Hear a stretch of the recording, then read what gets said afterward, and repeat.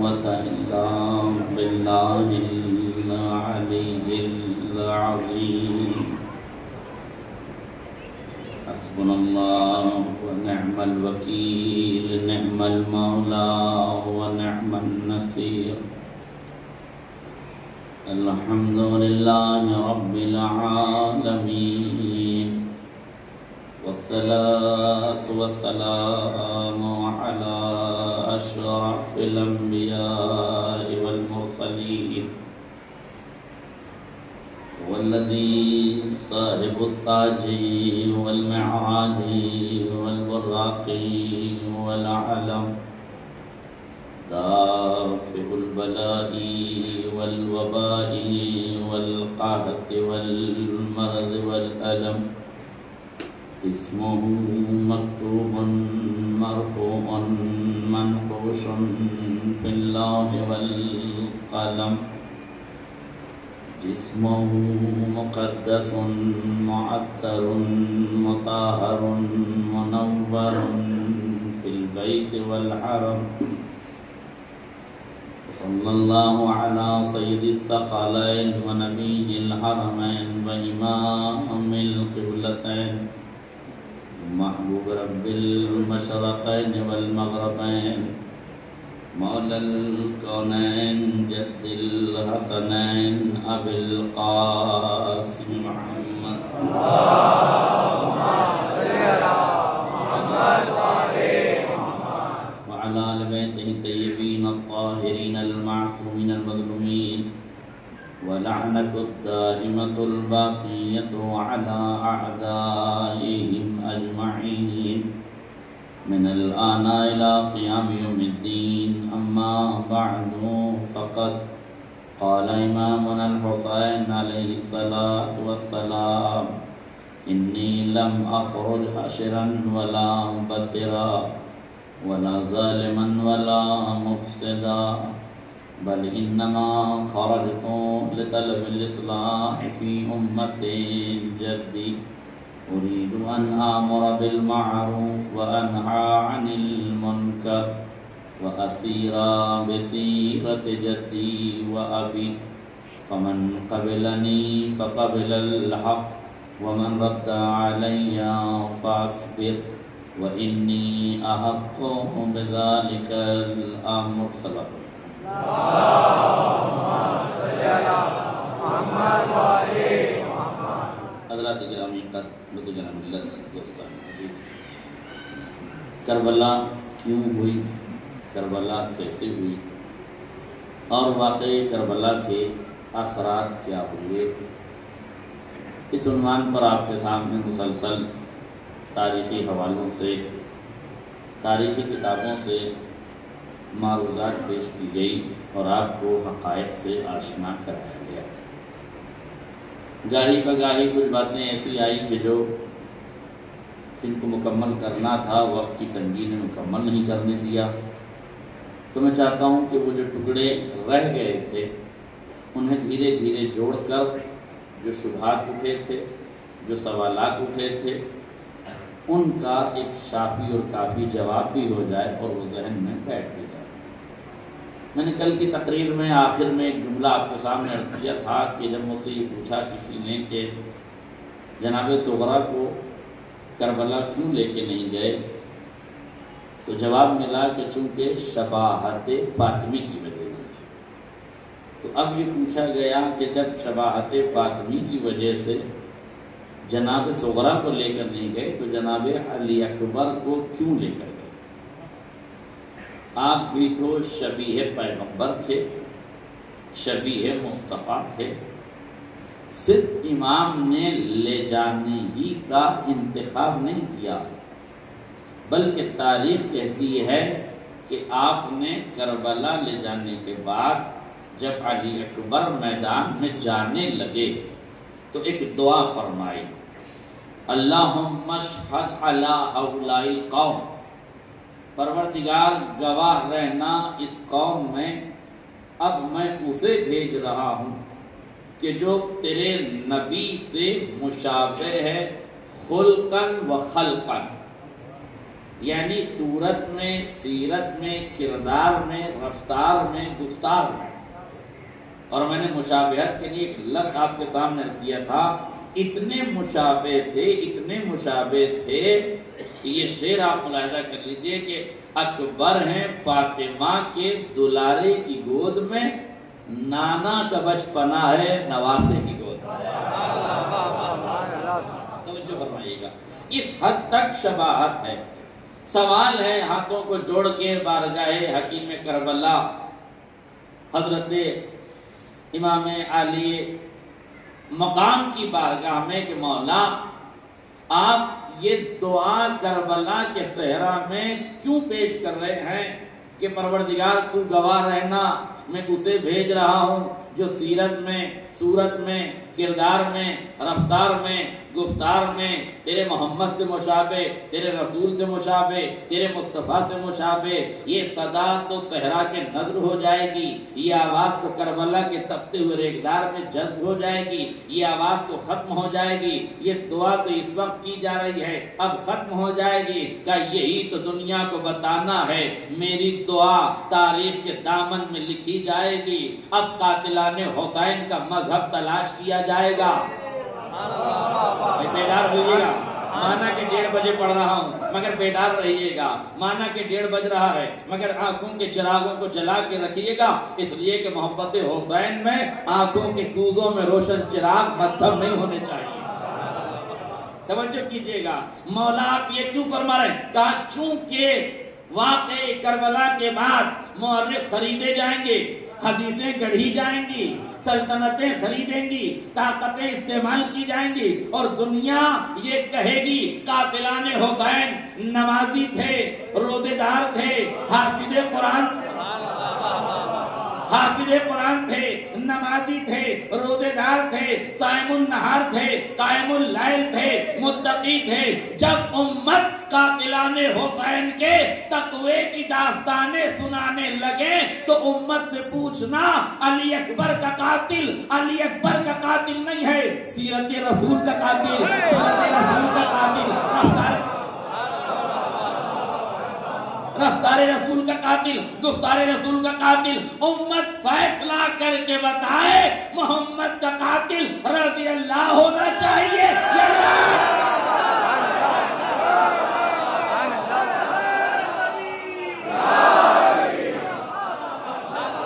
امت فیصلہ کر کے بتائے. توجہ، حسین کا قاتل رضی اللہ ہونا چاہیے یا لعنت اللہ. فیصلہ آپ کے ہاتھ میں ہے.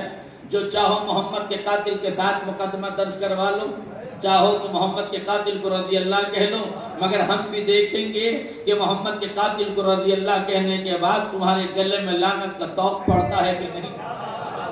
توجہ کیجئے گا. تو اب آ جائیے اس بات پر کہ قاتلان حسین لعنت اللہ ہے. اب بڑا اچھا موقع مل جائے گا امت مسلمہ کے جیالوں کو. کیا شیعوں نے تو مارا ہے تو پھر شیعہ ہی قاتل ہے، تو پھر شیعوں ہی پہ لعنت ہوگی. چلیے مان لیتے ہیں. یہ بتا دیجئے جن لوگوں نے امام حسین کو قتل کیا وہ شیعہ کیسے ہوئے؟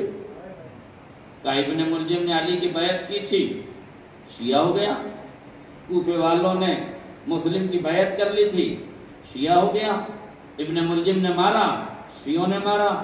کوفے والوں نے بیعت کر لی، انہوں نے قتل کیا تو شیعوں نے قتل کیا. مان لیا میں نے، لیکن تم بھی مان لو کہ جو بیعت کرے علی کی وہ شیعہ ہوگا.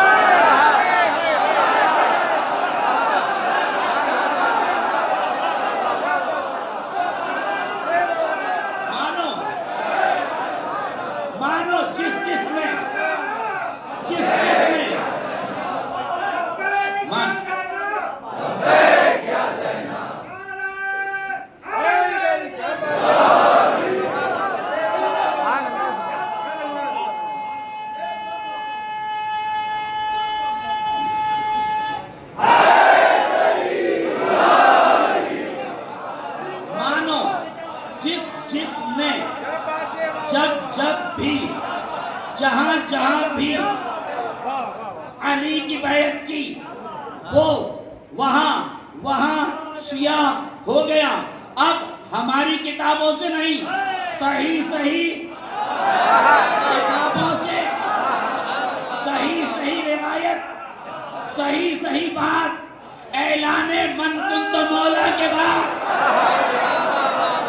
کس نے علی کے ہاتھ پہ ہاتھ رکھ کے کہا اصبحت مولائی و مولایا کل المومنین، علی مبارک ہو آپ میرے بھی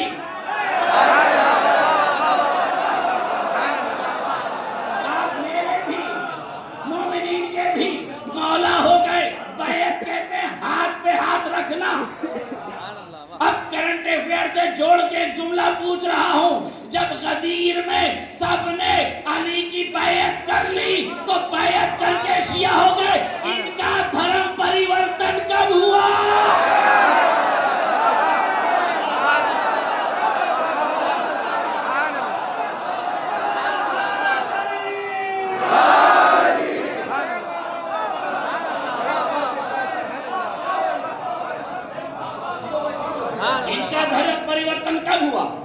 کوئی بتائے؟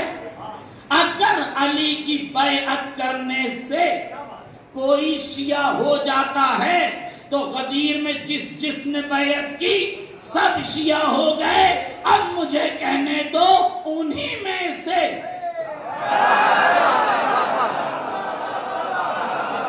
انہی لوگوں میں سے حسین کے قتل کرنے والے نکل کے سامنے آئے تھے. اب یاد رکھنا، علی کی بیعت کرنے سے کوئی شیعہ نہیں ہوتا، علی کی بیعت پہ مرنے سے شیعہ ہوتا ہے.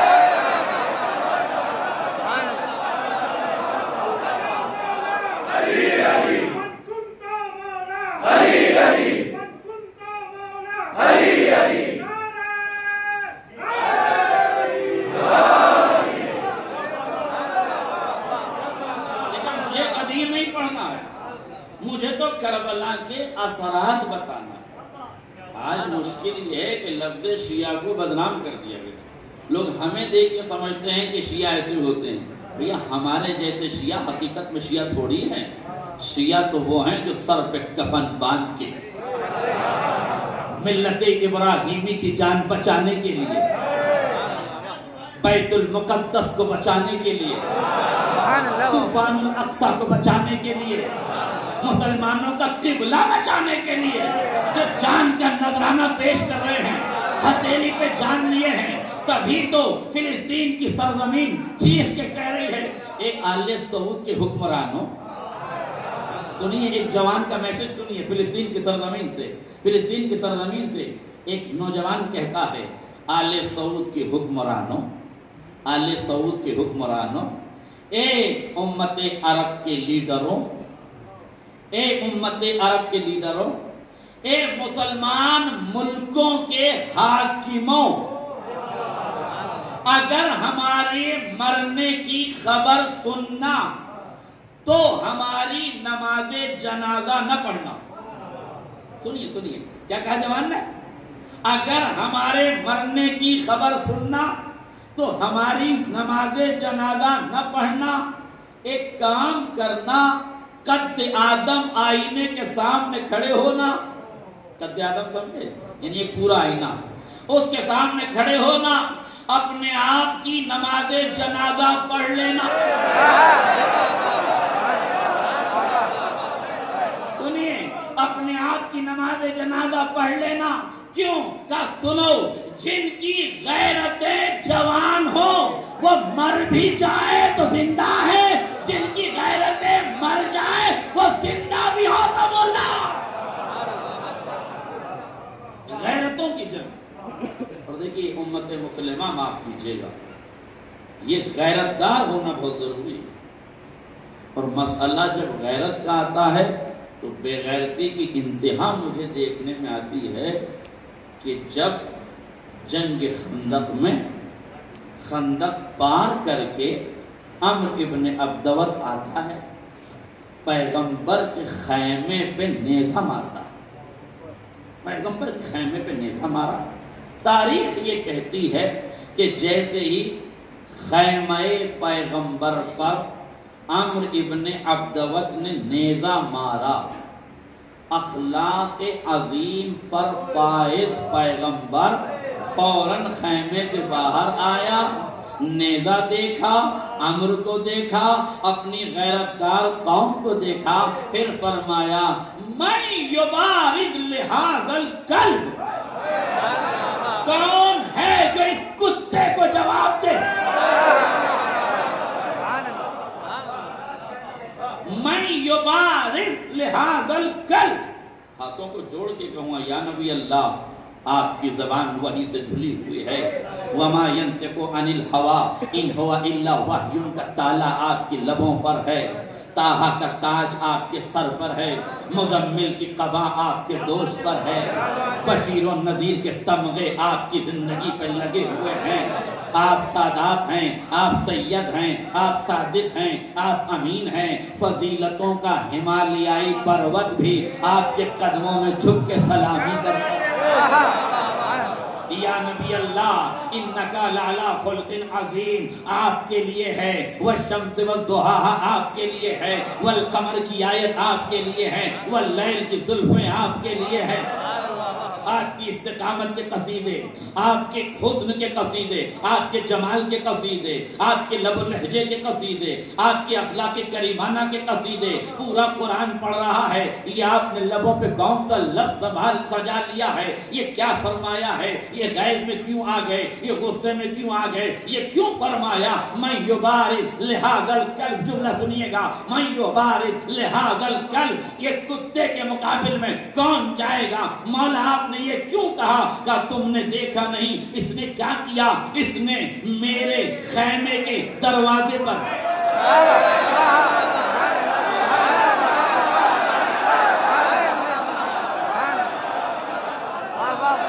اس نے میرے خیمے کے دروازے پر نیزہ مارا، خیمے کے دروازے پر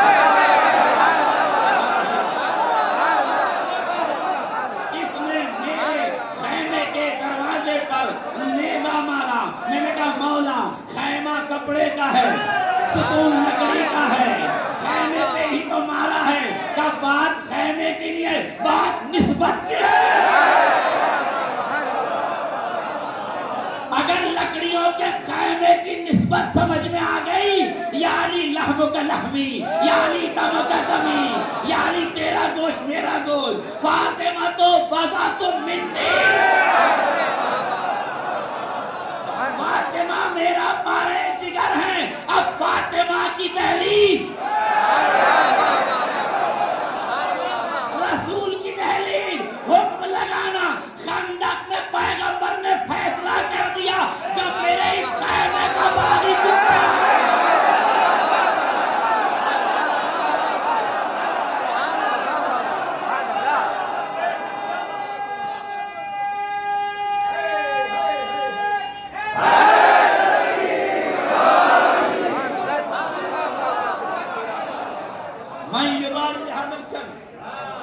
کون ہے اس کتے کے مقابل میں؟ ممبر صاحب ہمارے پرانے بزرگ کہا کرتے تھے کہ لفظ کتا ممبر سے نہ بولنا، اس لیے کہ یہ نجس العین جانور ہے، اسے ممبر سے نہیں بولنا چاہیے۔ بزرگ تھے، میں ان کی سن لیتا تھا، کاش میرے وہ بزرگ زندہ ہوتے تو میں ان سے ایک بات پوچھتا۔ وہ جو میرے بزرگ چلے گئے، دادا ابا مرحوم کہتے تھے، تو میں ان سے پوچھتا کہ دادا ابا یہ بتائیے ممبر سے کتے کا نام نہیں لینا چاہیے، ٹھیک، یہ بتائیے یزید کا نام لینا چاہیے، یہ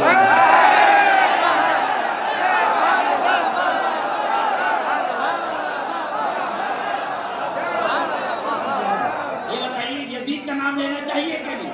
گارے نہیں لیں گے تو پتہ کیسے چلے گا؟ تو جب ایک یزید کا نام، توجہ،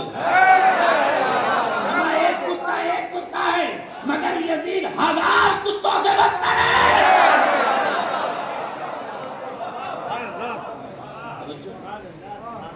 اسے ایک آدمی نے ٹائی ٹوپی لگا کے، تبلیغ کا جوش سوار تھا، ہندوستان کی پوتر دھرتی پر آیا اور شوق تبلیغ میں مجنون بن گیا۔ بہت کچھ پڑھتے پڑھتے یزید کو رضی اللہ کہہ بیٹھا، نہیں توجہ کیا انہوں نے، اس پوتر دھرتی نے قبول نہیں کیا، فوراً ڈیپورٹ کر دیا، چلا گیا شری لنکا۔ اب جو قبیلہ کھنگالا تو دہشت گردوں سے نکلا۔ اب سمجھ میں آیا یہ دور بتا رہا ہے یزید کو وہی رضی اللہ کہہ سکتا ہے جن کے شجرے آتنکوادیوں سے، یزید کو رضی اللہ وہی کہے گا جس کے شجرے آتنکوادیوں سے ملیں گے۔ نہ یقین ہو تو ذاکر نائک کا شجرہ دیکھ لو، اسی نے تو کہا تھا، حالانکہ اس نے بہت غلط بات کہی۔ اب یزید کو رضی اللہ کہنے کے بعد ہمیں سوچنا پڑے گا کہ تم تو پتہ نہیں کب، تم تو پتہ نہیں کس کس کو کیا کیا کہہ دیتے ہو۔ اب ہمیں جرح و تعدیل کی بحث بٹھانی پڑے گی۔ حاجی صاحب نہیں کہہ سکتے ہم، جرح و تعدیل کی بحث بٹھانی پڑے گی۔ اچھا اب کتا کیا ہے؟ نجس جانور ہے، یہ تو طے ہو گیا کہ ممبر سے نام لے سکتے ہیں، اجازت ہے نام لے سکتے ہیں۔ کتا ہے نجس، ٹھیک، اگر میں اس کو یا کوئی شخص اس کو سمندر میں لے کے جائے، خوب ڈبکیاں لگائے، باہر لے کر آئے، پاک ہو جائے گا؟ نہیں، سکے کا دوسرا رخ تو نہیں ہے۔ یہاں تک تو آپ جانتے ہیں کریں، تو اب یہاں تک اگر مجھے پڑھنا ہوتا تو پھر ضرورت کیا چیز جملے کی پڑھنے؟ اسے آپ نے باہر نکالا، یہ تو پاک نہیں ہوا، مگر اس نے انگڑائی لے لی تو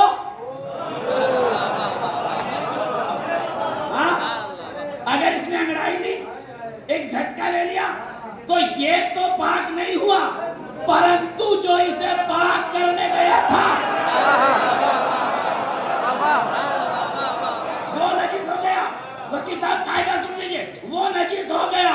یزید اس کتے کا نام ہے کہ اس کو رضی اللہ کہنے سے، نہیں سنیے، یزید اس کتے کا نام ہے، اگر کوئی اسے رضی اللہ کہے اللہ اس سے تو راضی نہیں ہوتا، مگر کہنے والا لعنت اللہ۔ ایک صلوات پڑھنے محمد،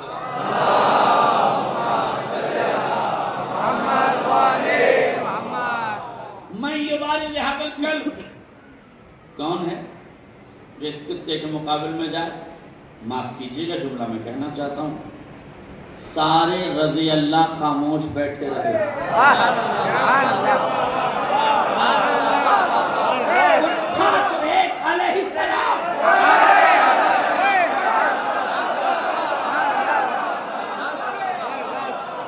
اٹھا تو ایک علیہ السلام، نبی نے بٹھا دیا کہ پھر کوئی اٹھ جائے۔ بار بار نبی کہتے رہے میرے گھر کی توہین کی ہے، میرے خیمے پہ نیزہ مارا ہے کوئی غیرت دار اٹھے، ہے کوئی غیرت دار اٹھے۔ اب سمجھ میں آیا فلسطین چیخ رہا ہے، امت مسلمہ سو رہی ہے، مملکتیں سو رہی ہیں، کوئی ملک اٹھتا کیوں نہیں؟ ارے یہ غیرت دار ہوتے تو نبی کی آواز پہ اٹھ جاتے۔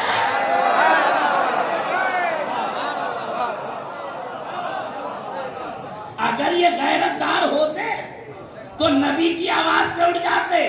جب یہ نبی کے سامنے، نبی کے خیمے پر حملہ دیکھتے رہے، جرأتیں جمع نہ ہوئی تو بیت المقدس کے لیے یہ کیسے لڑتے؟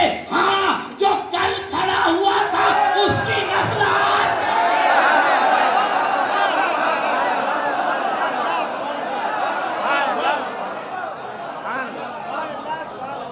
جو کل کھڑا ہوا تھا وہ آج بھی کھڑا ہے، جو کل خاموش تھے ان کی نسلیں آج بھی خاموش ہیں۔ آؤ نا فلسطین کو بچانے کے لیے، کیوں نہیں آتے؟ کہاں گئے داعش کے دہشت گرد؟ کہاں ہے لشکر جھنگوی کے گنڈے؟ کہاں ہے سپاہ صحابہ کے طوائف زادے؟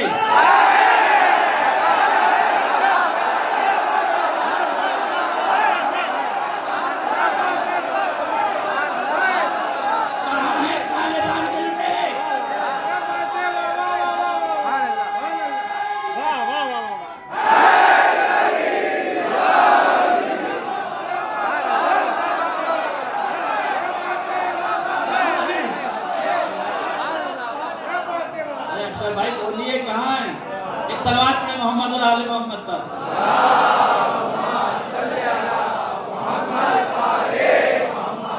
کہاں ہیں طالبان کے گنڈے؟ کہاں ہیں داعش کے وہ دہشت گرد جو حکومت اسلامی کا پرچم عراق اور شام میں لہرانے کے لیے امت مسلمہ کا بے دردی سے قتل کر رہے تھے؟ آؤ نا، فلسطین میں اسرائیل حملہ کر رہا ہے، کیوں یہودیوں کے تلوے چاٹ رہے؟ کیوں نہیں بولتے؟ آل سعود کیوں نہیں اٹھتے؟ افغانستان کے طالبان کے گنڈے کیوں نہیں اٹھتے؟ پاکستان کے لشکر جنگی کے گنڈے کیوں نہیں اٹھتے؟ داعش کے دہشت گرد کہاں مر گئے؟ امت مسلمہ کا جینوسائیڈ ہو رہا ہے، بیت المقدس کو ختم کیا جا رہا ہے، لاکھوں مسلمانوں کے گھروں کو اجاڑا جا رہا ہے، کیوں نہیں کھڑے ہوتے؟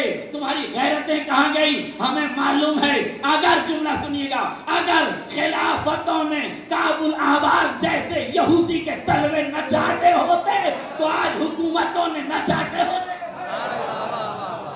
تم تو پرانے پاپی ہو، خلافتوں کے زمانے سے یہودیوں کے تلوے چاٹتے رہے ہو. تم کیوں بولو گے؟ تم کیوں بولو گے فلسطین کے لیے؟ مسلمان ہیں نا فلسطین میں، بتائیے کیوں نہیں جاتے مسلمانوں کی امداد کے لیے؟ ارے ان تمام ملکوں سے تو حضور غریب نواز کے وہ خدام اچھے،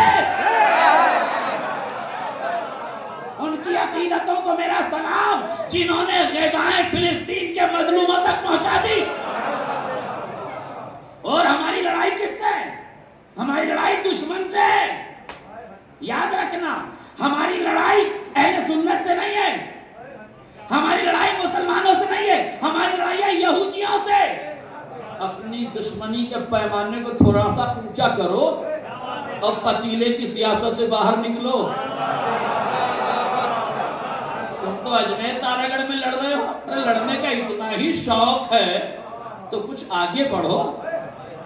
دشمن تمہاری طاق میں بیٹھا ہے، تم ایک دوسرے کے دستوگری پاؤ.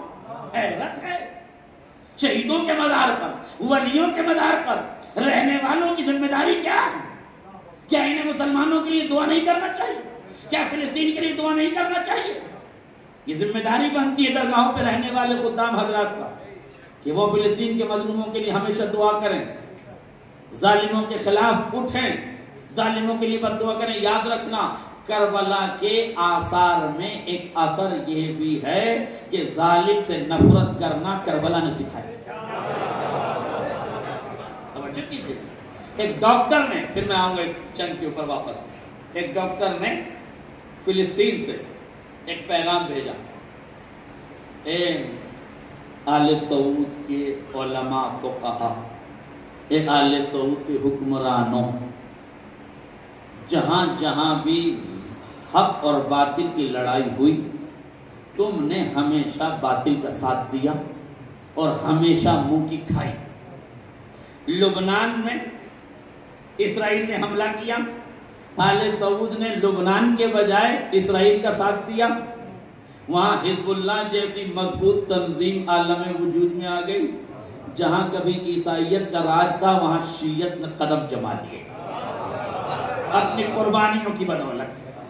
جس عراق کی سرزمین پر صدام جیسا دہشت گرد بیٹھا ہوا تھا، جو امریکہ سے ہاتھ ملائے ہوئے تھا، جس میں طالبان کے دہشت گردوں کو پاکستان سے مل کر ہندوستان کو تباہ کرنے کے لیے بنایا تھا، یہ پوتر دھرتی تو گہوارے امن بنی رہی، دہشت گرد اپنی قبر میں جا کے توجہ کیجئے گا. یہی صدام ختم ہوا، داعش کے دہشت گرد وہاں آئے. حشد شعبی نے، ایران نے، دونوں نے مل کے مقابلہ کیا. نتیجے میں عراق میں شیعت کے قدم جم گئے، شیعہ ہو گئے. توجہ، آل سعود نے یمن پہ حملہ کیا، حوثیوں کا گروہ کھڑا ہوا، آج انصار اللہ کی شکل میں ایک مضبوط تنظیم بن گئی. نہیں توجہ کیا آپ نے؟ لبنان میں ظلم ہوا، آل سعود نے اسرائیل کا ساتھ دیا. عراق میں ظلم ہوا، آل سعود نے داعش کا ساتھ دیا. توجہ، یمن میں ظلم خود آل سعود نے کیا. توجہ، 3 جگہ ہو گئی. سیریا میں داعش کے دہشت گردوں نے خون کی ہولی کھیلی، وہاں بھی آل سعود دہشت گردوں کا ساتھ دیتا رہا. مگر ایران نے، پاسداران انقلاب نے وہاں بھی ساتھ دیا. نتیجہ یہ ہوا کہ وہ سیریا جو سعودیہ کی تقلید پہ عید مناتا تھا اب شیعت کے دائرے میں کھڑا ہو گیا. سنیے، میں نے جملہ اور کہا، میں اپنے لفظوں کا ذمہ دار ہوں، کسی اور کی بات کا ذمہ دار نہیں ہوں. میں نے کہا ہم شیعوں کو دیکھ کے شیعوں کو نہ پہچانو. ہم کیا، ہمارا ایمان کیا، ہمارا کردار کیا. ان شیعوں کی بات کر رہا ہوں جو جنگ لڑ رہے ہیں، جو سر پہ کفن باندھ کے چل رہے ہیں، جنہوں نے اپنا سب کچھ لٹا دیا ہے، سب کچھ قربان کر دیا ہے. میں ان شیعوں کی بات کر رہا ہوں، اس شیعت کی بات کر رہا ہوں. یاد رکھیے گا، اس شیعت کی بات کر رہا ہوں. لبنان میں شیعت نے قدم جمائے، عیسائیت پیچھے ہٹی. حوثیوں کے ساتھ انصار اللہ نے قدم ملائے، شیعت آگے بڑھی. عراق میں شیعت آگے بڑھی، یمن میں شیعت آگے بڑھی، سیریا میں شیعت آگے بڑھی. اب وہ ڈاکٹر لکھتا ہے عربی زبان میں، اس کا بیان میرے پاس ہے، جسے چاہیے ثبوت کے طور پر مجھ سے لے لے، میں بیٹھ کے ترجمہ کر کے آپ کو بتاؤں گا. اس نے کیا کہا؟ اس نے کہا اے عرب کے حکمرانوں، تم نے ہمیشہ ظالموں کا ساتھ دیا، کم سے کم اب فلسطین میں آ کے مظلوموں کا ساتھ دے دو. نہیں، توجہ جملہ سنیے، مظلوموں کا ساتھ دے دو. ایسا نہ ہو کہ ایران ساتھ دے اور فلسطین تمہارے ہاتھ سے نکلے، وہاں بھی حسین کا پرچم لگ جائے.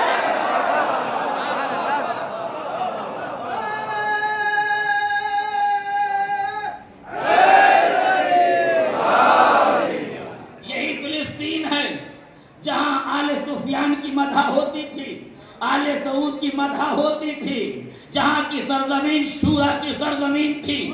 توجہ کیجئے گا، جہاں کی سرزمین سقیفہ کی سرزمین تھی. مگر یہ کربلا کے واقعے کے بعد اس جیالوں کی ہمت کو داد دیجئے جس نے اس زمین کا نقشہ پلٹ دیا. اب 1000 فلسطینی عراق پہنچ گئے زیارت کے لیے. حسین کا پرچم چوراہے پہ لگا دیا، غدیر کی محفل کر دی. بتایا آل سعود تم تو کہتے تھے رافضی کافر ہے، اب تو یہی مسلمان ہے.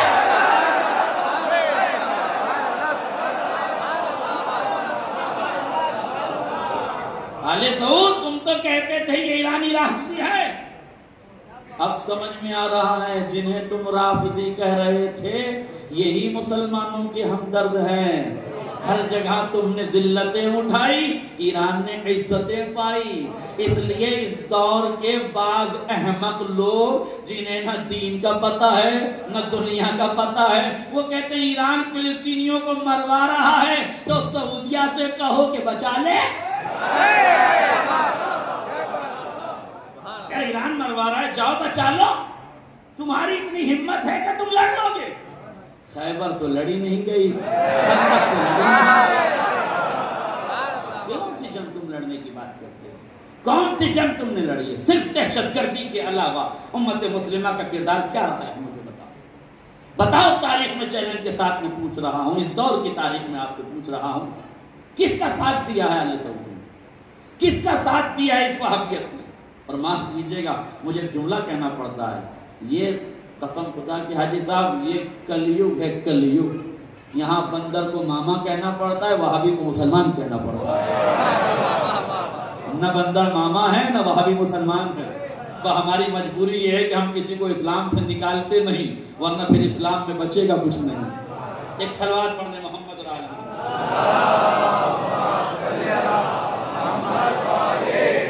سنیے گا کربلا کے اثرات میں ایک اثر. 12 برس کا بچہ فلسطین میں، 12 برس کا، ساجد میاں 12 برس کا بچہ فلسطین میں گھر سے نکلا نوٹ بک لینے کے لیے. اپنے گھر سے دوست کے گھر گیا نوٹ بک لینے کے لیے. یہ نوٹ بک لینے کے لیے وہاں پہنچا، ادھر سے ایک میزائل آیا، اس پوری بلڈنگ کو زمین میں دھسا دیا. اب یہ واپس آیا، دیکھا پوری بلڈنگ بیٹھ گئی. حیرت سے بچہ دیکھ رہا. صحافی آگے بڑھا، پوچھا کیا ہوا؟ کہ یہ میرا گھر تھا. کہ اس میں کون تھا؟ کہ بابا پہلے شہید ہو گئے، اس وقت ماں تھی اور بہن تھی. کہ تم کہاں گئے؟ کہ میں 2 منٹ کے لیے نوٹ بک لینے گیا تھا. کہ اب یہ بتاؤ اگر اسرائیل تمہیں دولت دے، ثروت دے، نوکری دے، عیش دے، عشرت دے، آسائش دے، تم جاؤ گے؟ اس نے کہا اسرائیل پہ لعنت. اس کی دولت پہ لعنت. توجہ کیجئے گا، یہ دولت پہ لعنت ابن سعد کی نسلیں نہیں سکھاتی، حسین کی تربیت. کس بات کر رہا ہوں؟ خیبر کے بھگوڑے، خیبر کے بھگوڑوں کی نسلیں اسرائیل سے جنگ کریں گے، اور تم نے لڑی کب ہے یہودیوں سے جو لڑو گے؟ تم کب لڑے ہو یہودیوں سے بتاؤ؟ 12 برس کا بچہ. اب وہ پوچھتا ہے تم کیا کرو گے؟ کہا اسی دھرتی میں جنم لیا ہے، اسی دھرتی میں مر جاؤں گا. اب جملہ سنیے گا، اس سے پوچھا 12 برس کے ہو، موت کا خوف نہیں ہے؟ کہا حسین کا ماننے والا. آپ نے قدر نہیں کی جملے کی. سنیے ڈاکٹر بھیم راؤ امبیڈکر جو 18 گھنٹہ پڑھتا تھا، اس ملک کا سنویدھان جس انسان نے بنایا ہے، وہ آدمی حسین کو خراج عقیدت پیش کرتے ہوئے لکھتا ہے کہ میں حسین ابن علی کی ذات کو بہادر شجاع اس لیے بھی مانتا ہوں کہ حسین نے اپنی کتاب حیات کے آخری ورق پر لکھے ہوئے لفظ موت کو صبر کی تلوار سے کھرچ کے پھینک. جملوں کی قدر کیجئے، صبر کی تلوار سے کھرچ کے پھینک دیا.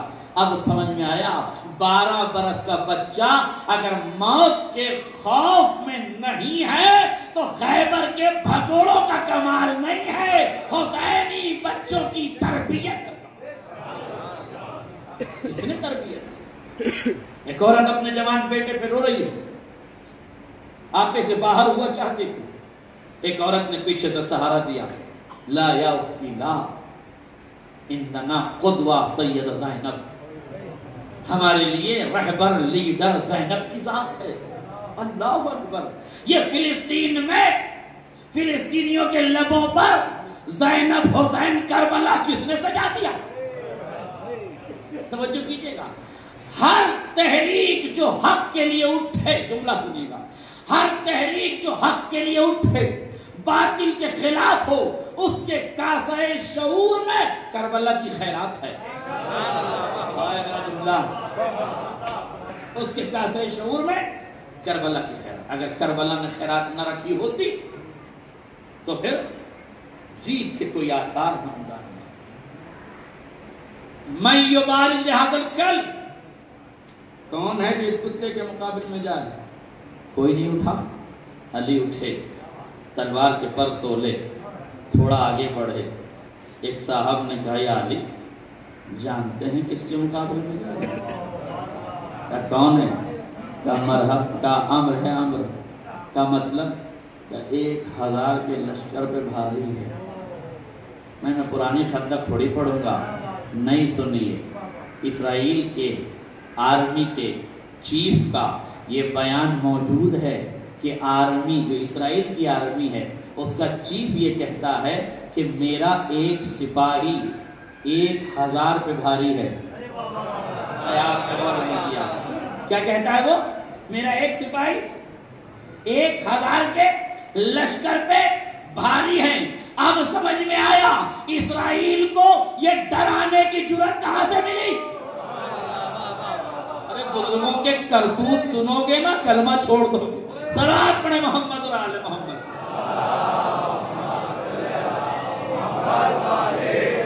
اگر مسلمان ٹھیک سے اپنے بزرگوں کے کرتوت پڑھ لینا، قسم خدا کی لعنت کے سوا کچھ نہ پڑے. یہ جو آج خلفاء راشدین کو نہیں پہچانتے، خلفاء راشدین کو تجھے تو نام بھی نہ یاد ہوں گے خلفاء راشدین. کردار ہم سے پوچھو، کردار ہم بتائیں گے. آؤ خیبر میں، آؤ خندق میں، وہاں بتاؤ کردار. ہم بھی تو دیکھیں کہ کتنے بڑے کردار تھے. بھائی پیغمبر کہہ رہے تھے جاؤ لڑنے کے لیے، کیوں نہیں گئے؟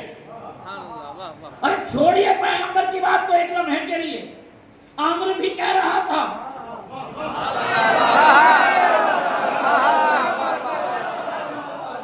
عشرہ مبشرہ، جنت کی بشارت نبی کے ہاتھوں مل رہی تھی، نبی کی زبان سے بشارت مل رہی تھی نا. عامر تو ہاتھ سے دے رہا تھا آؤ لڑو، جیت جاؤ گے غازی ہوگے، مر جاؤ گے شہید ہوگے، شہادت ملے گی جنت میں جاؤ گے. جیت جاؤ جاتے جنت لینے. نہ مبشرہ خالی بشارتیں لو، لڑو نا. جاؤ نہ لڑنے.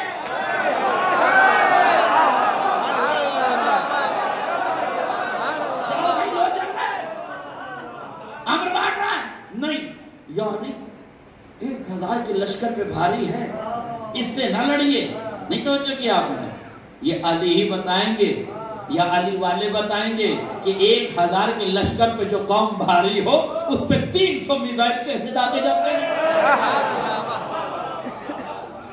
1000 کے اوپر بھاری ہے نا. دوسرے سے آپ چلے, یا علی دیکھ نہیں رہے ہیں 2 خود لگا کے آیا ہے, 2 زرہ پہن کے آیا ہے, 2 تلواریں لگا کے آیا ہے, 2 ڈھالیں لے کر آیا ہے. اب جو کرنٹ افیئر سے جڑے ہوئے ہیں وہ میرے اس جملے کی قدر کر لیں, قیمت وصول ہو جائے. قسم خدا کی سنیے گا جملہ. کیا کہا؟ 2 خود, 2 زرہ, 2 ڈھالیں, 2 تلواریں. یا علی سب کچھ ڈبل ڈبل لے کر آیا ہے, اس سے لڑنے نہ جائیے. نہیں آپ نے غور نہیں کیا, جملہ سنیے. اسے معلوم ہے کہ یہ مرے گا.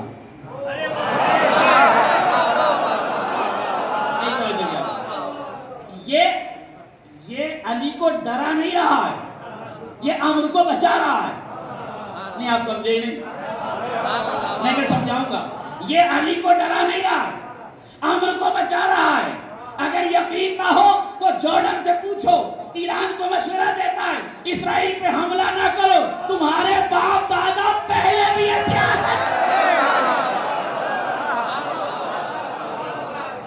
تمہارے باپ دادا پہلے بھی یہ سیاست کھیل چکے ہیں. ایران حملہ نہ کر, کیوں بھائی؟ اسے پتا ہے کہ اگر حملہ کر دیا تو اسرائیل سب ہستی سے مٹ جائے گا. ایران کو ہمدردی میں مشورہ نہیں ہے, یہ اسرائیل کی محبت میں تڑپ رہا ہے. اسے بھی پتا تھا علی کے مقابلے میں کوئی آئے گا تو بچے گا. توجہ سے جملہ سنیے حنان صاحب, یہ محنت ہے میری, اس کی داد آپ سے چاہوں گا. 2 خود, 2 زرہ, 2 ڈھالیں, 2 تلواریں. یا علی اس کے مقابلے میں نہ جائیے. علی تو کچھ نہیں بولے, مگر اگر ذوالفقار کو بولنے کی اجازت مل جاتی, جملہ سنیے گا, اگر ذوالفقار کو بولنے کی اجازت مل جاتی تو وہ کہتی یا علی, جملہ پورا سنیے گا, یا علی عمر کو ذوالفقار کی عدالت کی زد پہ آنے دیجئے, ہر چیز 2 ہے, وعدہ ہے 4.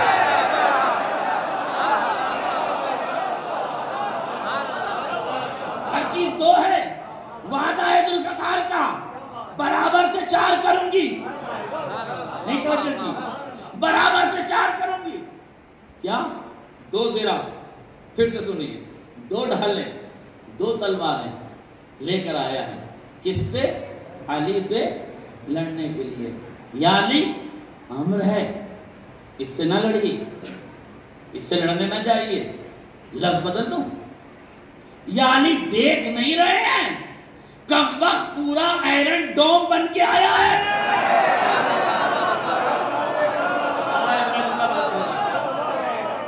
پورا آئرن ڈوم بن کر آیا ہے. اس کا سرکشا کوچ دیکھا, اس کا سرکشا کوچ دیکھا.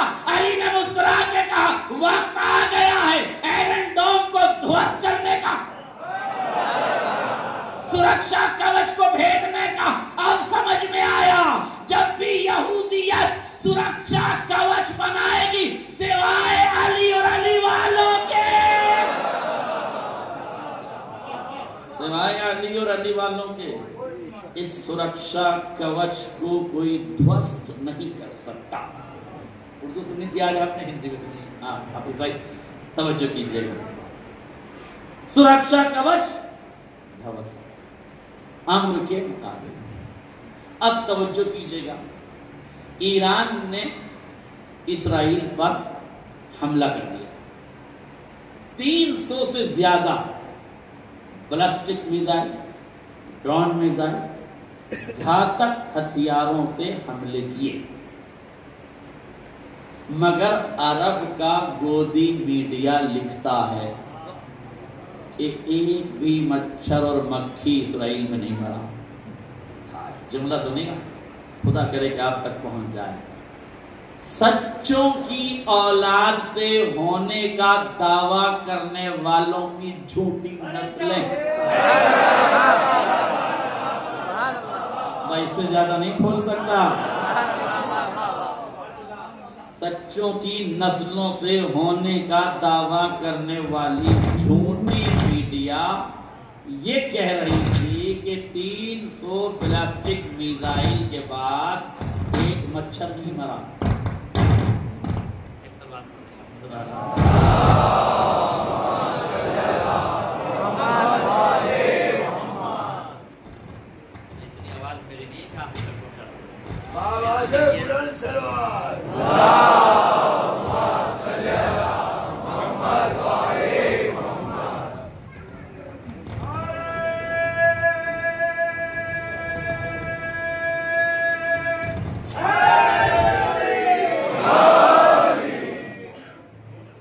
چل رہا ہے آگے ٹھیک ہے. ایک صلوات اور پڑھ دیں آپ لوگ.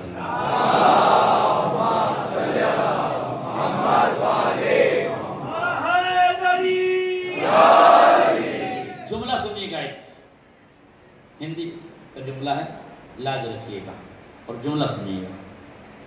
300 پلاسٹک میزائل, ڈرون میزائل کے حملے کے بعد عرب کا گودی, میں اپنے لفظوں کا ذمہ دار ہوں, اگر یہاں کسی میڈیا والے کو برا لگے تو میں عرب والوں کو کہہ رہا ہوں, لیکن نشیب میں پانی چلا جانا چاہیے. لیکن میں نے کہا نہیں کسی میڈیا والے کو کچھ. میں کیوں کہوں میڈیا والوں کو؟ بھائی ان کے بڑے کام ہیں, بڑے کارنامے ہیں, اور اتنے کارنامے ہیں کہ جہاں دولت ملتی ہے ادھر ہی. صحافت کا حقیقی کردار اگر تاریخ میں کسی نے نبھایا ہے تو اس کا نام ہے ابو ذر.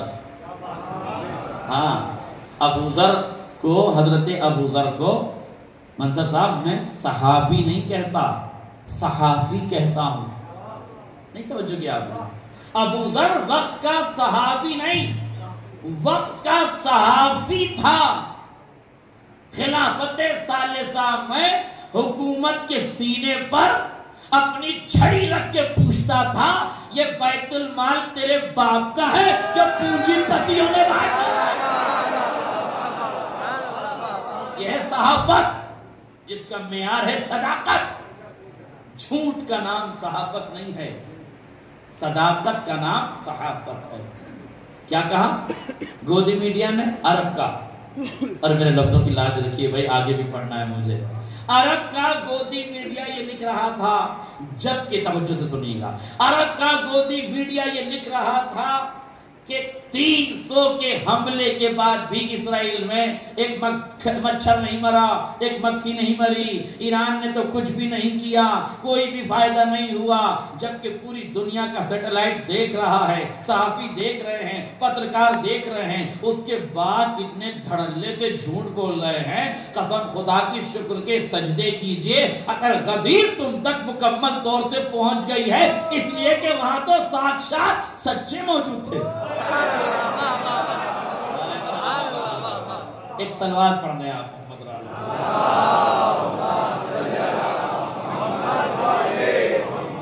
آج ایک چھوٹی سی جنگ میں اتنا جھوٹ چل رہا ہے.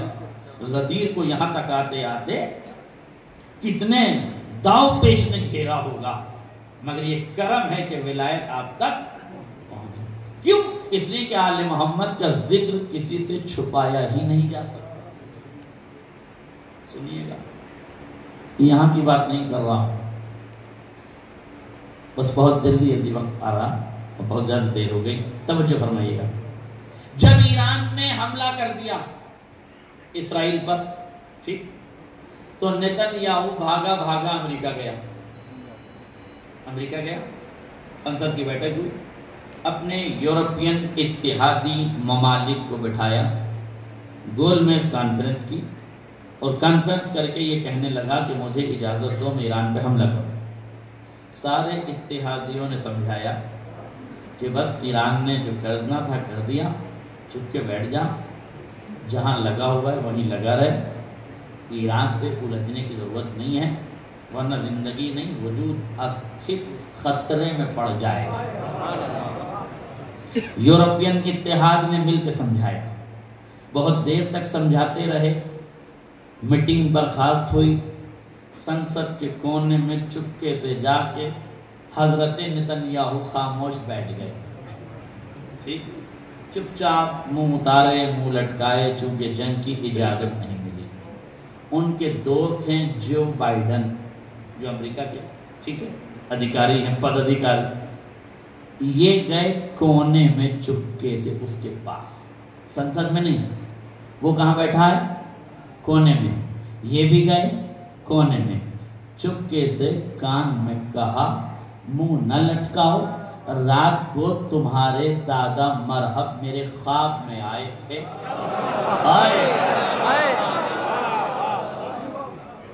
رات کو تمہارے دادا مرحب میرے خواب میں آئے تھے، کہہ رہے تھے پوتے کو میرا سلام کہنا، اور بات سلام یہ عرض کرنا کہ امت مسلمہ میں جس ملک سے چاہو لڑنا تو نسل حیدر سے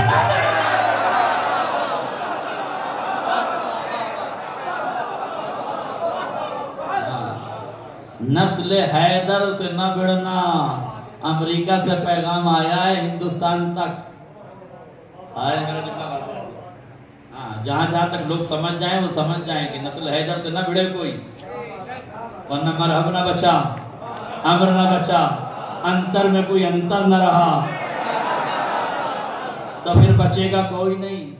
اچھا بات کہاں ہو رہی تھی کرنین صاحب؟ کونے میں، سنسد کے کونے میں، پھر سے سنیے کہاں بات ہو رہی تھی؟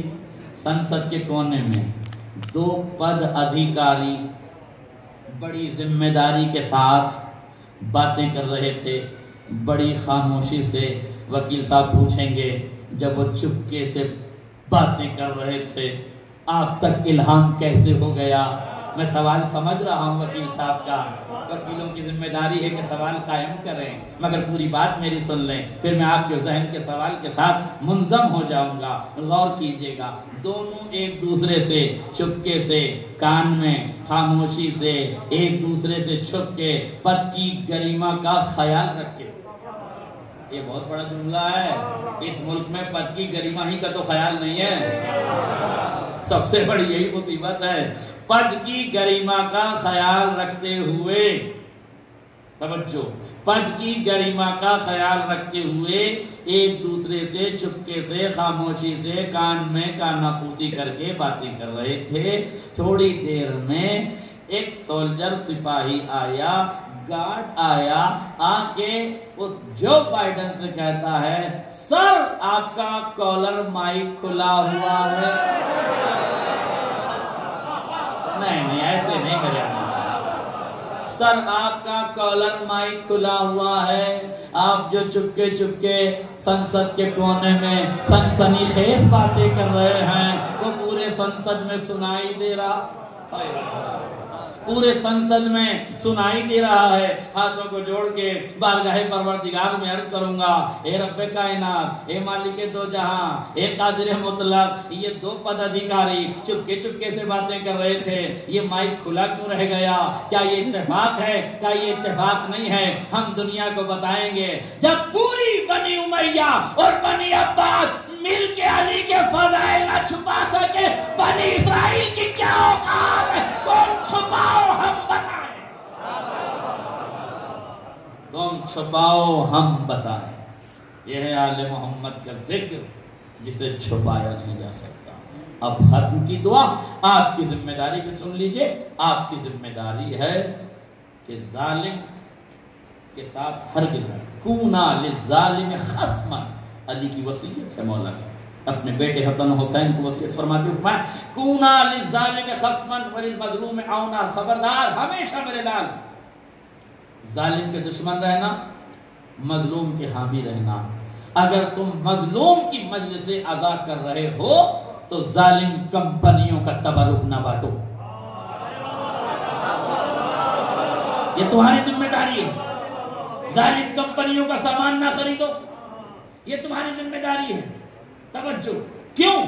آپ کے مراجع کرام کا فتویٰ ہے، آپ کے مراجع کرام کا فتویٰ ہے، دیوبند سے نہیں آیا کوئی فتویٰ، مصر سے کوئی فتویٰ نہیں آیا، دارالعلوم سے کوئی فتویٰ نہیں آیا، توجہ کیجئے گا، بریلی سے کوئی فتویٰ نہیں آیا، ہاں بریلی سے آ بھی نہیں سکتا، وہاں سے آل سفیان کی منقبتیں تو آتی ہے، آل رسول کا ذکر نہیں آتا، ویسے علاقوں سے فتویٰ نہیں آیا، فتویٰ آیا تو ایران سے، فتویٰ آیا تو عراق سے، رہبر معظم نے کہا، آیت اللہ العظمیٰ سیستانی دامت اللہ العارف نے کہا خبردار ظالم کمپنیوں کا سامان نہ خریدو، امریکہ اور اسرائیل کا بائیکاٹ کر دو۔ توجہ سے جملہ سنیے گا، کیا کہا؟ امریکہ اور اسرائیل کی کمپنیوں کا بائیکاٹ کر دو، ان کا سامان نہ خریدو۔ فتویٰ دے دیا، میڈیا کے مادھیم سے فتویٰ ہم تک پہنچ گیا، ضرورت تو نہیں تھی نا، مگر جملہ سنیے، جہاں تک نوجوان بیٹھا ہے سنیں اس جملے کی قدر کرنا۔ آغا سیستانی نے، اور مرجعیت کی بصیرت اور بصارت بھی سمجھ لیجئے گا یہیں سے کتنی بصیرت ہے ہماری مرجعیت، مرجعیت نے فتویٰ دیا امریکہ اور اسرائیل کی کمپنیوں کا بائیکاٹ کرے۔ فتویٰ دینے کے بعد آغا سیستانی نے اس کا ایک بینر بنایا، بڑا سا بینر، اور بینر بنانے کے بعد روضہ امام حسین کی دیوار پر ٹانگ دیا۔ جملہ سنیے گا، کیا کیا؟ روضہ امام حسین کی دیوار پہ ٹانگ دیا۔ بھائی سرکار سید آپ نے فتویٰ دیا، ہم تک پہنچ گیا، یہ بینر بنا کر امام حسین کے روضے کی دیوار پہ لگانے کی کیا ضرورت ہے؟ کہ یہی تو دنیا کو بتانا ہے، ہر کامیاب انقلاب حسین کی دہلیز سے پروان چڑھتا ہے۔ تھک گئے مجھے لگ رہا ہے، ایک سلوات پڑھ دے محمد اور آل محمد۔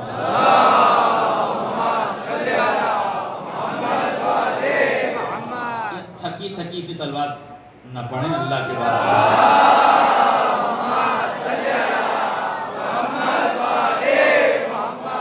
آج کی ذمہ داری ہے بائیکاٹ کریں امریکہ اور اسرائیل۔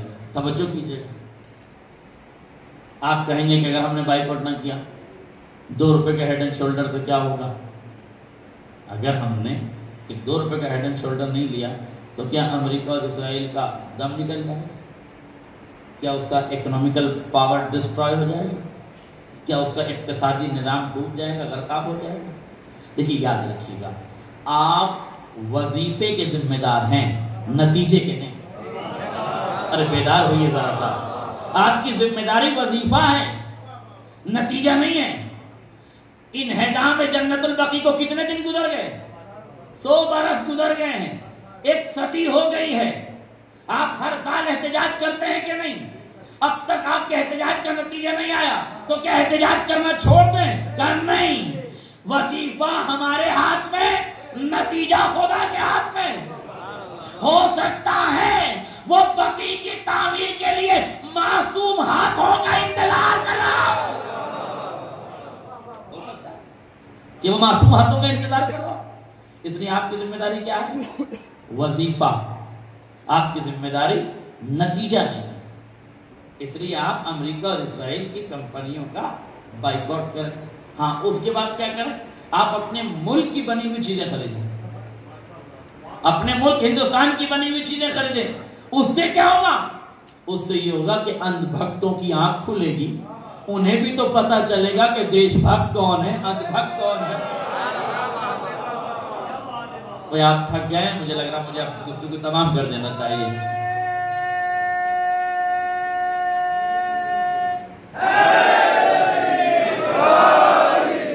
بہت توجہ کیجیے، میں جلدی جلدی گفتگو تمام کر دیتا ہوں۔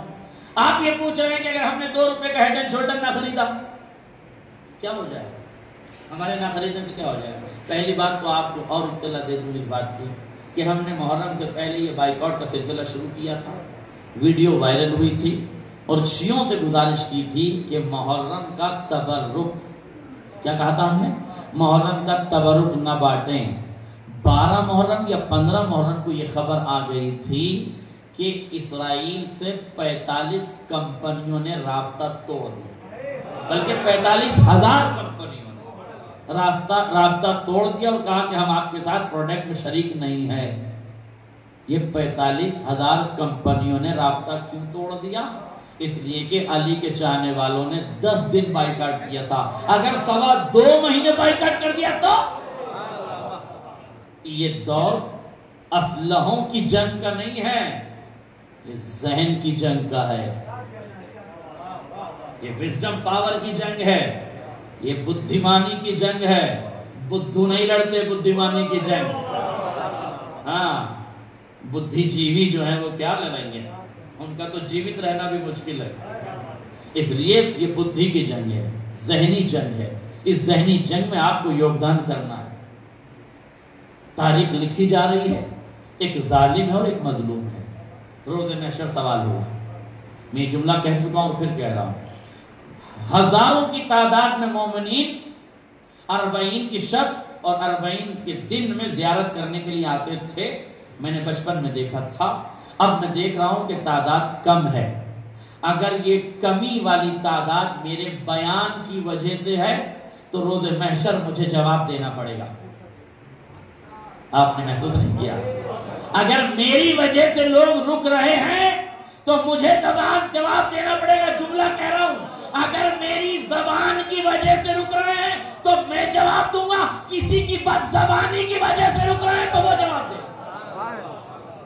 اگر حسینیت کی طرف بڑھتے ہوئے قدم کسی کی حماقتوں کی وجہ سے روکے جا رہے ہیں تو اس احمق کو روز محشر جواب دینا ہوگا.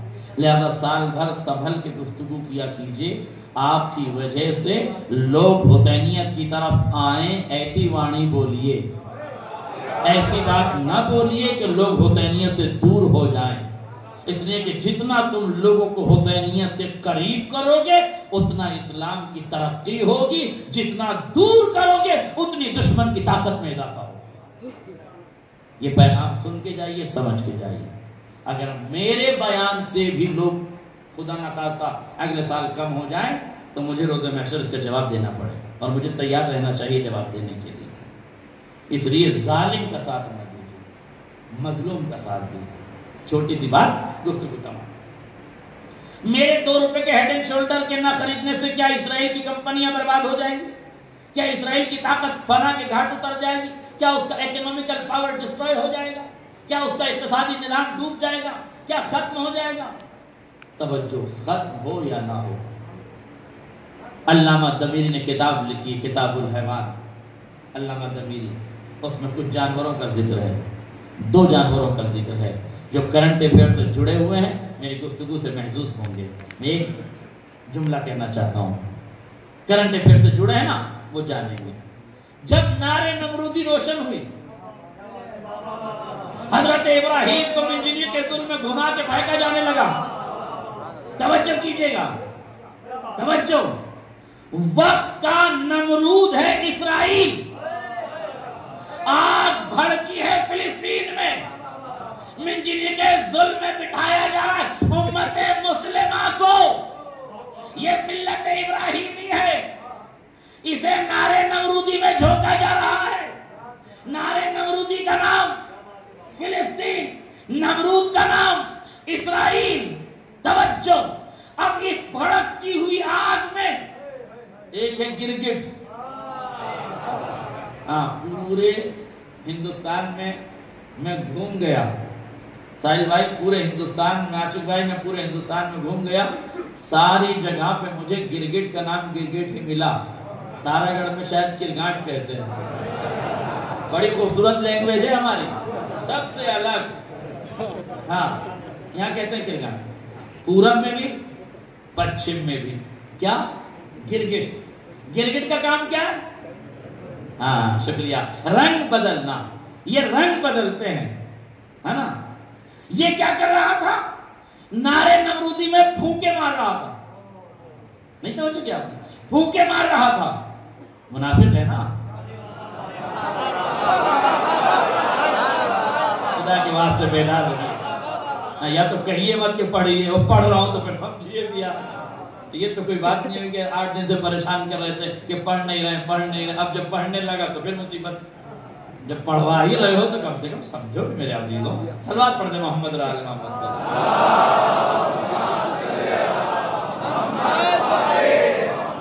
غور کیجئے گا، کیا ہے گرگٹ؟ کرگاٹ.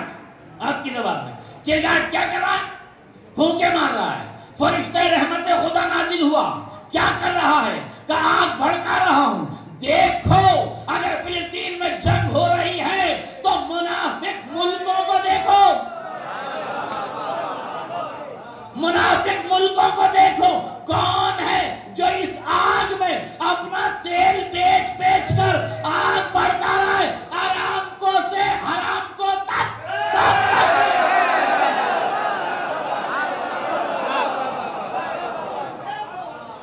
میرے بچوں کو پتا ہوتا آرامکو کیا ہے۔ آرامکو آل سعود کی کمپنی ہے جو تیل بیچتی ہے، سب سے بڑی کمپنی ہے، جس میں پہلے امریکہ کا شیئر تھا، اب صرف آل سعود کا شیئر ہے۔ یہ آرامکو سے حرامکو تک سب تیل بیچ رہے ہیں۔ رہاؤ نا کرنٹ افیئر پر گفتگو کر، کیا کر رہا ہے؟ اب آخری فطروں کی طرف میں جا رہا ہوں۔ ایک جانور کا نام آپ نے سن لیا اور سمجھ لیا، دوسرے جانور کا علامہ ذمین نے لکھا چڑیا، چھوٹی سی چڑیا سمندر کے قریب گئی، پانی کا قطرہ بھرا، سنیے یہ کافی والی گفتگو سنیں، رنگ میں کافی سنیں، پانی کا قطرہ بھرا، خطرے سے قریب آئی، بہت بڑی مشکل سے قاف اور خے سنبھالا ہے میں نے، قطرہ بڑھا اور خطرے کے قریب گئی اور پانی، اہل علم بیٹھے اس لیے پڑھ دیتا ہوں ورنہ ہر جگہ یہ جملہ نہیں پڑھتا، دبا لیتا ہوں چونکہ سمجھانا مشکل ہو جاتا ہے کبھی کبھی۔ آگ بجھتی ہے پانی سے، کیا ہے سبب؟ قرآن خدا نے ہر چیز کو سبب اور مسبب پہ رکھا، اللہ مسبب الاسباب ہے، یعنی سبب بناتا ہے پھر کرتا ہے، ٹھیک ہے؟ ایک قطرہ ہے چڑیا کے دامن میں، منہ میں، حکم رب ہے یا نارو کونی بردن و سلامن علی ابراہیم، آگ ٹھنڈی ہو جا، تو آگ حکم سے ٹھنڈی نہیں ہوتی، نہیں سنیے گا، آگ حکم سے ٹھنڈی نہیں ہوتی، خدا قادر ہے سمندروں کی روانی کو حکم دے، نار نمرودی کو اپنے دامن میں سمیٹ لے، بجھ جائے، ابر رحمت کو حکم دے، موسلادھار بارش ہو،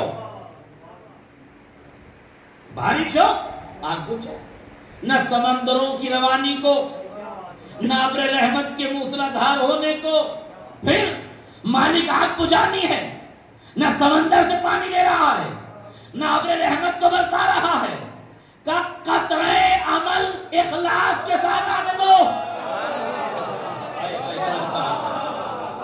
کا چڑیا تو قطرہ ڈال، حکم میں دیتا ہوں، آگ بجھا دیتا ہوں، مالک کیا چاہتا ہے کہ دنیا کو بتاؤ، اگر ایک قطرہ عمل کا اخلاص کے ساتھ ہو، سمندروں کی روانی پہ بھار،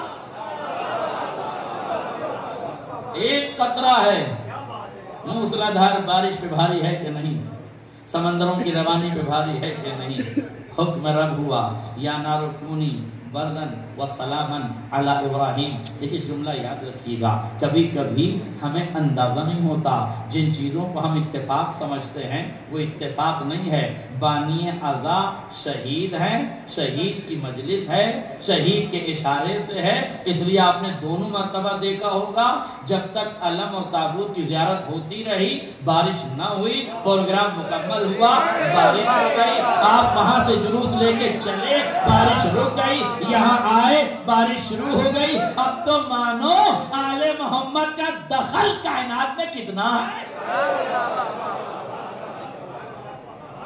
کتنا دخل ہے آل محمد کا کائنات میں، شہید کا کتنا دخل ہے، ذرا غور کیا، بس ختم کر دی گفتگو، ایک قطرہ اخلاص کا آگ پہ ڈالا، فرشتے رحمت خدا نازل ہوا، چڑیا کیا کر رہی ہے کہ آگ بجھا رہی ہوں، کیا تیرے ایک قطرے سے آگ بجھ جائے گی، 2 روپے کے ہیڈ اینڈ شولڈر سے اسرائیل مر جائے گا، اکنومیکل پاور ڈسٹرائے ہو جائے گا؟ جواب سنیے چڑیا کا، چڑیا کہتی ہے اے فرشتے رحمت خدا، ایک قطرے سے آگ نہ بجھے گی مگر روز محشر، مگر روز محشر خدا پوچھے گا، چڑیا تیرے زمانے میں ایک ظالم تھا، ایک مظلوم تھا، تو ظالم کی طرف تھی یا مظلوم کی طرف؟ میرا ایک قطرہ مجھے ظالم سے ہٹا دے گا، مظلوم کے ساتھ اٹھا دے گا۔ سنو مسلمانوں، اس دور کا ظالم اسرائیل ہے، اس دور کا مظلوم فلسطین ہے، اگر تم نے امریکہ اور اسرائیل کا بائیکاٹ نہیں کیا، روز محشر خدا پوچھے گا تمہاری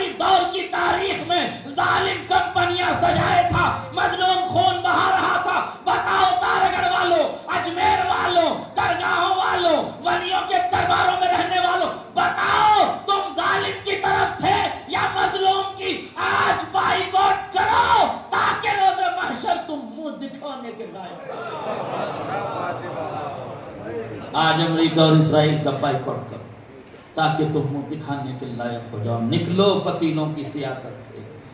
کہاں 1000-2000 میں ٹامکٹویاں لگا رہے ہو. پہچانو تمہارا دشمن کتنا بدھیمان ہو چکا ہے, کتنا شکتیمان ہو چکا ہے, کتنا پاورفل ہو چکا ہے. اگر تم نے حسین کی محبت میں اتحاد کے پرچم کو بلند نہ کیا, اگر آپس میں مل جل کے نہ رہے, تو دشمن طاقتوں کو توڑنے کی کوشش کر رہا ہے. وہ یاد ہے نا کہ ایک شیر سے 2 بیل لڑا کرتے تھے, ایک سرخ تھا ایک سفید تھا. شیر نے دونوں کو ٹکڑے کر دیا, پھر دونوں پہ قابو پا لیا. ایسا نہ ہو امت مسلمہ, دشمن تمہارے بھی ایسے ہی ٹکڑے کر دے. اس لیے خدا کے واسطے اپنی پالیسیوں پہ نظر ثانی کرو, اپنی درگاہوں کی حفاظت کرو, اپنے اسلام کی حفاظت کرو, مل جل کے دشمن سے مقابلے کی تیاری کرو. ایک دوسرے کا دامن کھینچنے میں کچھ نہیں رکھا ہے. دامن بچاؤ کہ اس دور میں بھیانک طوفان آنے والا ہے. میں اس منبر کی بلندی سے اپنی ذمہ داری کو ادا کرتے ہوئے اجمیر اور اس کے اطراف و جوانے اور یہاں بیٹھے ہوئے تمام محبان آل محمد کو, تمام ابو طالب اور عمران کے حضرت عمران کے چاہنے والوں کو, تمام محمد عربی کا کلمہ پڑھنے والوں کو متوجہ کرنا چاہتا ہوں کہ بدھی جیوی بدھیمانوں کے پیچھے پڑ چکے ہیں. اب اگر اپنا وجود اور استتو سنبھالنا ہے تو ایک دوسرے کا ہاتھ ہوگا. بس یہی پیغام کربلا ہے, یہی اثرات کربلا ہیں. یاد رکھیے گا, اگر کوئی یہ کہتا ہے کہ فلسطین کربلا ہو گیا تو غلط کہتا ہے. کربلا کربلا ہے, فلسطین فلسطین ہے. نہ آپ کے کہنے سے کربلا پوری فلسطین کربلا ہو جائے گی, نہ آپ کے کہنے سے کربلا فلسطین ہو جائے گی, مگر ہاں فلسطین کے مظلوموں کا ساتھ دینا ہر غیرتدار مسلمان کا فریضہ ہے. اگر کچھ نہ کر سکے تو کم سے کم اسرائیل اور امریکہ کی کمپنیوں کا بائیکاٹ تو کر دے, اپنی دکانوں سے سامان تو ہٹا دے. جو خرید چکے ہیں وہ خرید چکے ہیں, نئے طریقے سے کچھ نہ کریں. بہت بھیانک دور ہے قسم خدا. اپنے وقت کے امام پر اعتبار کیجیے. بس رونے کے لیے اب بہت کم دن رہ گئے ہیں. جن مہمانوں کو ہم چاند رات کو لے کر آئے تھے, آج ان شہیدوں کا چہلوں کی شب آ گئی. تمہارا وقت کا امام فرصہ لینے کے لیے آتا ہے. تم شہید کی بارگاہ میں بیٹھے ہوئے ہو, رات کے 2:30 بج رہے ہیں, پوری دنیا چین سے سو رہی ہے. ایک شیعہ آل محمد ہیں جو اپنے عزا خانوں میں بے چین بیٹھے ہوئے. ایک بی بی ہے جو بقی کی ٹوٹی ہوئی قبر چھوڑ کر آ گئی ہے. ایک بی بی ہے جو زندان کے دروازوں کو کھول کے آل محمد کے چاہنے والوں کے قریب آ گئی ہے. جب سکینہ بی بی تمہیں روتا دیکھتی ہیں تو پوچھتی ہیں, اماں یہ کون لوگ ہیں جو میرے بابا کا ماتم کر رہے ہیں, میرے بابا کی غربت پہ رو رہے ہیں. کہا بیٹا یہ تیرے بابا کے چاہنے والے عزادار ہیں.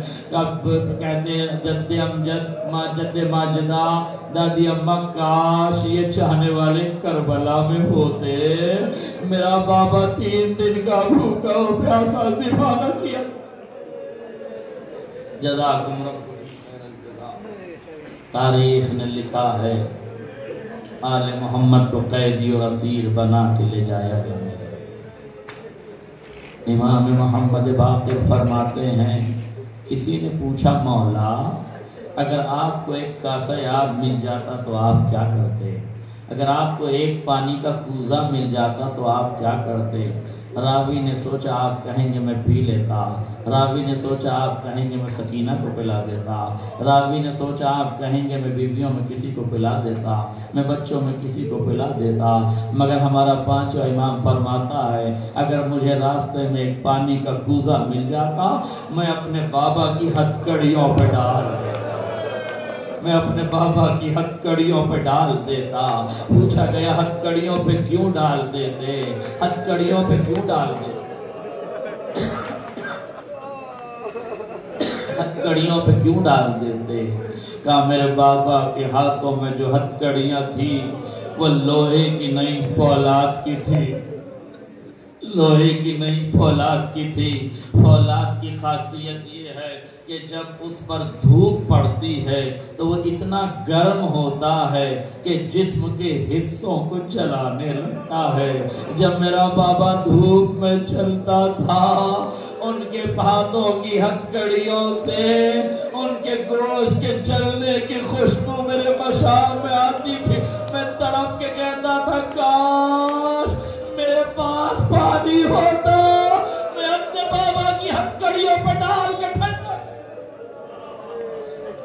جزاکم ربکم خیر الجزا۔ میرا چوتھا امام، میرا ناتواں اور بیمار امام راستوں پہ راستے طے کرتا ہوا چلا جا رہا ہے۔